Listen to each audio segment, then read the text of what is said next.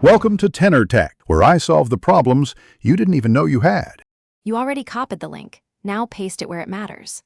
First, tap or click the input area, then press Ctrl+V or long press and choose Paste. Once pasted, inspect the URL for missing characters or extra spaces, remove leading or trailing punctuation.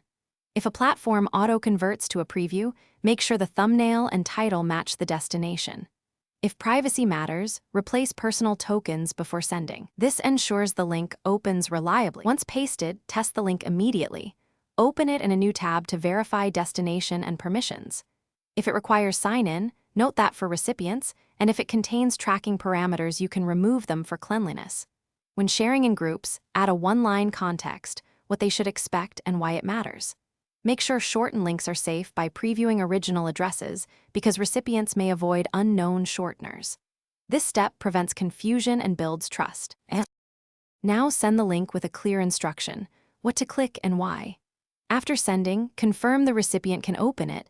If they cannot, ask for the exact error, browser, and a screenshot. If access is blocked, check permissions or share a downloadable copy instead.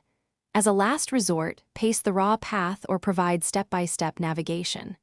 Troubleshooting tip: if a link opens for you but not them, compare account access and browser extensions. Often a permission or extension causes the problem. Thanks for watching. Subscribe to keep your life in tune.